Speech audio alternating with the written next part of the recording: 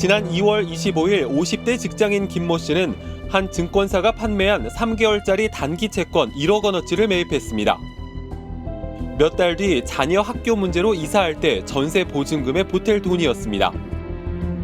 김 씨는 당시 증권사 직원으로부터 연수익률 5.2%가 보장된다는 말만 들었을 뿐 홈플러스와 관련된 상품이라는 말은 전혀 듣지 못했다고 했습니다. 가장 처음에 제가 제안했던 조건은 어차피 전세 보증금을 다시 줘야 되는 거니까 어느 경우에든 원금은 보장돼야 된다. 그러니까 1순위였고 그래서 그쪽에서도 이거는 그때는 홈플러스 얘기도 전혀 없었고 카드의 그 거래 대금 관련돼서 쓰는 채권인데 만기가 3개월이다. 3개월 안에 망하지 않으면 이건 안전하다. 그런데 홈플러스 사태가 터지고 약 일주일 뒤 증권사로부터 이자는커녕 원금도 돌려받지 못할 수 있다는 황당한 연락을 받았습니다. 뉴스에서는 홈플러스가 뭐 회생 신청했다, 뭐 남 얘기인 줄 알았죠. 이제 이 담당 직원이 큰일 났다고 전화를 해서 자기도 자세히 잘 몰랐다는 얘기를 했고, 홈플러스는 그 전에도 조금 문제가 있고, 여기 왜 이러지 그랬었으니까 만약에 제 투자금이 홈플러스와 관련된 데로 들어간다고 알았으면 저는 안 넣었겠죠. 지난해 12월 5일 같은 채권 23억 원어치를 매입한 50대 여성 이모 씨. 3개월 만기가 3월 5일에 돌아왔지만 한 푼도 돌려받지 못하고 있습니다. 홈플러스가 만기 하루 전인 3월 4일 법정 관리에 들어갔기 때문입니다. 23억 중에 단 10원도 없는 거고 지금 현재 6월 12일 날 회생안이 나오니 그때 회생까지 그냥 기다려라 하는 거예요. 이게 카드에서 보증을 한다. 그래서 저는 이게 홈플러스 상품이라고 하는 것도 사실 잘 몰랐어요. 나중에 증권사 직원에게 따졌더니 본인 책임이란 대답이 돌아왔습니다.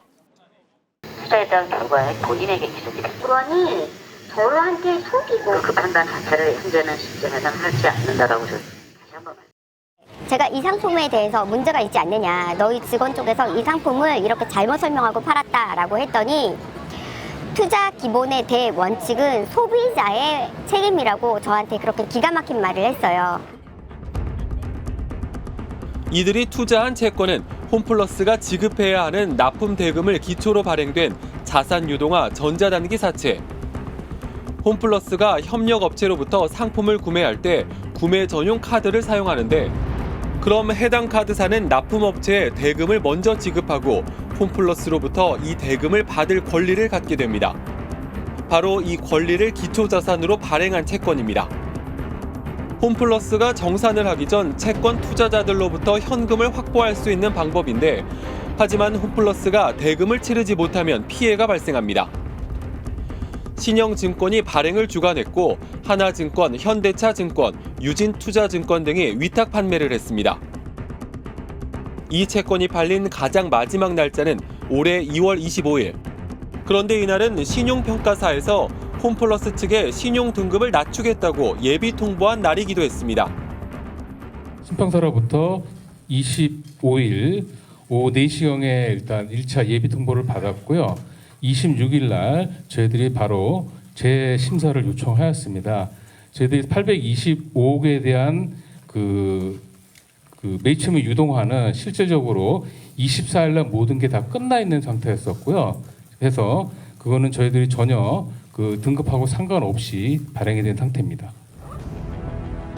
그리고 사흘 뒤인 28일 금요일 한국기업평가 등은 홈플러스의 신용등급을 A3에서 투기 등급 바로 윗단계인 A3-로 하향 조정한다고 공식 발표했습니다. 이어 홈플러스는 3.1절 대체 공휴일로 토요일부터 월요일까지 사흘간의 연휴가 끝난 직후인 3월 4일 0시에 서울회생법원에 회생 신청을 냈습니다. 회생 신청 서류를 준비시킨 건 언제부터 준비하라 그래서 이사회 결정하고 난 다음에 준비시켰습니까? 3월 1일 이후에 준비시켰어요. 3월 1일 이후에 본격적으로 준비했습니다. 3월 1일부터 2일, 3일 날 다 공휴일인 거 알고 있죠, 그죠? 예, 그렇습니다. 홈플러스와 MBK 측은 신용등급 강등을 알거나 회생 절차를 미리 준비하면서 채권 발행을 방조한 건 아니라고 해명하고 있지만 채권 투자 피해자들은 물론 불안전 판매 의혹을 받고 있는 증권사들까지 홈플러스와 MBK 관계자들을 사기 혐의 등으로 검찰에 고소했습니다. 예를 들어 가지고 저희가 그날 2월 25일 날 등급이 떨어질 것 같다, 아니면 등급이 떨어졌다 이런 얘기를 들었으면 홈플러스 측에 발행을 취소를 요구를 했을 것 같습니다. 근데 저희가 그 홈플러스 측에서 등급 하향 가능성이 높다 얘기를 들은 거는 2월 27일 날 오후 6시 이후입니다. 그렇기 때문에 저희는 사실은 저희도 전혀 예측을 못했던 거죠.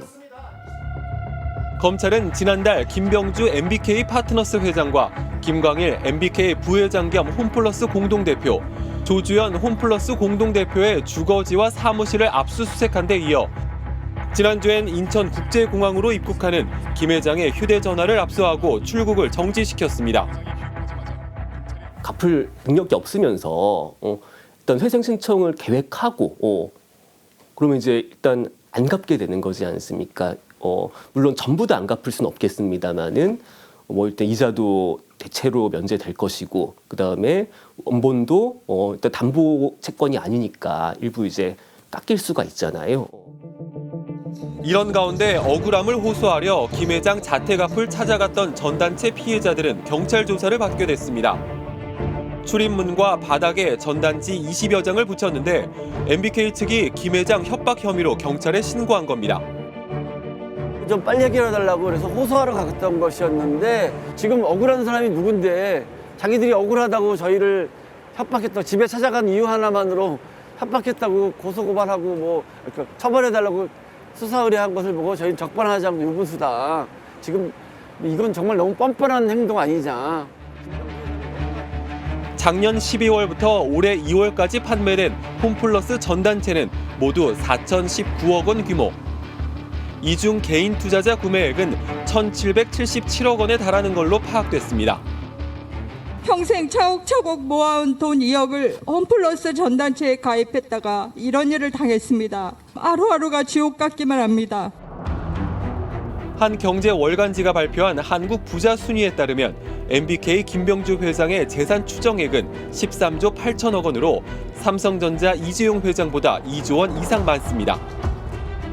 김 회장 측은 홈플러스 피해자들을 구제하기 위해 사죄를 내놓겠다고 했지만 직원, 소상공인과 협력업체의 채권 투자자까지 피해를 입게 된 수많은 사람들은 정작 홈플러스의 주인인 MBK가 어떤 피해를 감수하고 있는지 궁금해하고 있습니다. 그 수수료 금액이라는 게 제가 말씀드리기 좀 그렇지만 사람들이 생각하는 거 이상에다 공을 하나 덧붙인 거란 말이에요. 그 정도의 이익을 굴리면서 보고 있다면 사실은 그건 우리 대기업들의 회장님들이 갖고 있는 어떤 경제적 이익 못지않은 이익을 누리고 있는 건데, 네. 이런 식으로 사실은 어떻게 보면 손실은 이제 사회화시키고 이익은 사유화시키는 이런 방식들에 대해서 국민들이 사실 좀 불신이 계신 거고.